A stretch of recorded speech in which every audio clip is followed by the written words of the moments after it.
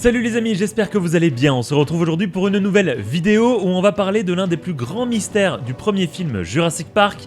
Je veux bien sûr parler du relief de l'enclos des tyrannosaures. En effet, dans le film, un fossé semble apparaître par magie. Eh bien écoutez, j'ai mené ma petite enquête et vous allez le voir, il n'y a rien de mystique ou ésotérique, tout était prévu depuis le début. C'est parti.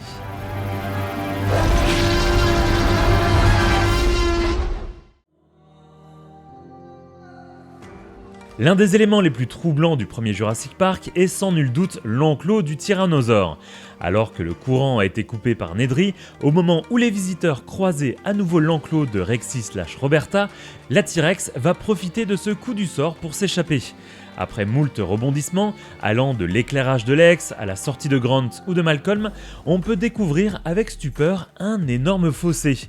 Est-il apparu soudainement et est-ce un faux raccord ? On va découvrir tout ça grâce à des théories de fans mais surtout à une image partagée par un compte officiel et donc canon de Jurassic Park et Jurassic World.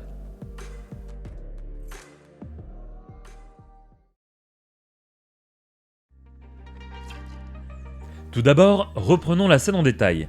Sur ce premier plan large, les véhicules sortent entre guillemets de l'enclos des dilophosaures pour arriver face à l'enclos du T-Rex. Sur les plans, on peut découvrir un vaste panorama rempli de végétaux. Difficile ici de se faire concrètement une idée de ce qu'il y a de l'autre côté de la barrière électrique. Cependant, à première vue, l'enclos ne semble pas compter de fossé, en dehors de celui qui se situe entre la barrière et l'intérieur de l'enclos que Rexy/Roberta enjambera lorsqu'elle s'échappera. Cependant, si on y regarde de plus près, on va remarquer plusieurs éléments intéressants. Le premier, on peut remarquer une différence entre la partie la plus à gauche de l'image, ici, et la partie la plus à droite, ici. Sur celle de gauche, on ne remarque pas de feuillage et de végétaux près de la clôture. On peut donc imaginer qu'il y a une sorte de trou, entre guillemets, empêchant la végétation de se propager près de la clôture. Le second élément est plus révélateur. La clôture, ici, semble s'abaisser près du tunnel menant à l'enclos des dilophosaures. Pourquoi ces câbles sont-ils tellement bas, à tel point que la T-Rex pourrait presque l'enjamber ? On peut donc penser, en effet, qu'il y a véritablement un changement de hauteur à ce niveau de l'enclos, ne permettant pas à la T-Rex de passer par ici. Si on continue un petit peu dans le film, le reste de la scène va être tourné lorsque les véhicules s'arrêtent un petit peu plus loin dans l'enclos et les plans, quasi tous serrés sur les personnages, ne permettent pas de découvrir l'enclos avec plus de précision. On y découvre alors la chèvre sur la partie haute de l'enclos entre guillemets, sans pouvoir découvrir la partie potentiellement basse.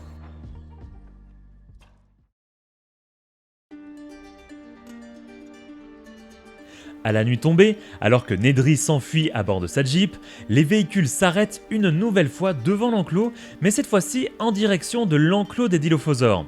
Encore une fois, ici, aucune information n'est donnée sur l'intérieur de l'enclos, alors analysons bien les scènes. Les voitures s'arrêtent plus ou moins où la chèvre se trouvait. Rexy/Roberta va alors la dévorer. On peut donc imaginer que la T-Rex se tient alors à la limite de la partie basse entre guillemets de l'enclos. Encore une fois, les différents plans ne permettent pas de découvrir l'enclos en son sein, mais quelques indices peuvent nous permettre de se faire une idée. Sur un plan près de la voiture de Lex et Tim, celle qui va plonger dans le fossé, on peut découvrir ici sur le plan qu'il n'y a pas ou très peu de végétation, supposant encore une fois un trou entre guillemets à cet endroit. Puis la T-Rex va s'échapper de son enclos, mais encore une fois, le plan se fait en direction de la partie haute de l'enclos. On n'a toujours aucune idée de ce qu'il se passe de l'autre côté. Rapidement, la T-Rex va s'intéresser à la voiture de Lex et Tim, et sur les différents plans, on voit un peu de végétation au loin, en arrière-plan, mais difficile de cerner la distance concrète de celle-ci, même si elle semble plutôt proche. De plus, là où Alan va lancer la torche, cela semble être à l'endroit où la T-Rex est sortie, ce qui semble du coup plutôt logique, s'il y a une espèce de trou ou de fossé dans l'autre partie de l'enclos. On peut voir du coup la T-Rex s'arrêter ici, à l'endroit où elle a cassé entre guillemets la clôture, avant de poursuivre Ian Malcolm. Alors que la T-Rex pousse la voiture dans tous les sens lorsque Lex est sorti, on découvre toujours derrière Alan et la jeune fille de la végétation, mais difficile de la localiser. Est-elle proche ou loin ? Puis, après quelques instants, on découvre enfin le fameux trou, entre guillemets, qui semble très profond. Il est difficile ici d'en estimer la profondeur, mais vous allez le voir, un indice nous permettra de le faire. Plus tard, on découvre plusieurs plans avec Ellie et Muldoon qui arrivent sur le lieu de l'accident, mais encore une fois, difficile de se faire une idée de l'intérieur de l'enclos, si ce n'est sur ce plan, où on voit bien Ellie se pencher pour découvrir la partie basse de l'enclos.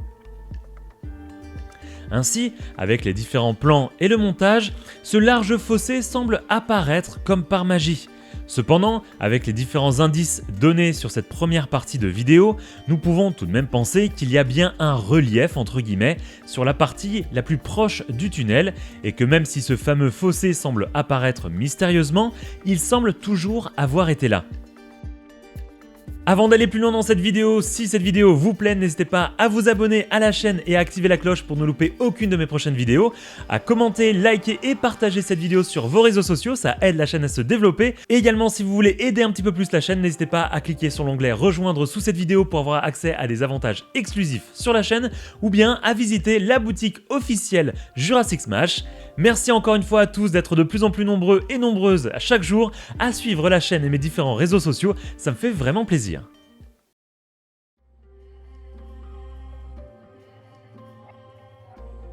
Mais alors, vu que Spielberg n'a jamais montré avec précision l'intégralité de cet enclos, avons-nous des images qui nous permettent de comprendre de quoi cet enclos est-il fait? Eh bien oui, notamment grâce à des fans ou à des magazines. Pour commencer, j'ai trouvé cette image montrant plus précisément l'enclos sous forme de plan. On peut découvrir ici plus précisément la limite entre la partie haute et la partie basse, avec la position des voitures.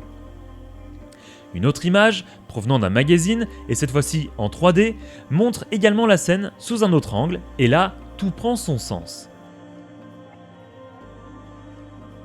Cependant, ces éléments sont tirés d'éléments de fans ou tirés de magazines, ce ne sont pas des éléments canons à l'univers des films. Avons-nous un indice, une image ou quoi que ce soit qui permet de certifier cet élément dans l'univers canon des films? Sur le site du Dinosaur Protection Group, nous avons une image, ou plutôt un rendu officiel de l'enclos de notre cher T-Rex à l'abandon. Et sur cette image, on peut enfin voir un plan de l'intérieur de l'enclos. On y découvre donc bien le fameux relief avec ici 2 brachiosaures. On découvre donc de manière officielle l'intérieur de l'enclos avec ce fameux relief qui a donc toujours existé. Le site du Dinosaur Protection Group fait bien partie de l'univers des films, c'est bien canon aux films Jurassic Park et Jurassic World. Et si vous avez des questions sur quels sont les éléments canons ou pas, ou quels sont les médias, jeux vidéo, livres, etc. qui sont canons ou pas avec les films, je vous en ai fait une vidéo qui va s'afficher en haut à droite. Pour terminer, on se posait la question de la hauteur de ce relief où est tombée la voiture. On sait maintenant grâce à cette image où l'on voit un brachiosaure, le sauropode fait 12 mètres de haut avec un coup de 9 mètres et on voit qu'il atteint presque la route. À la louche, on peut donc se dire qu'il y a entre 10 et 15 mètres entre le bas de l'enclos et la route qui le longe.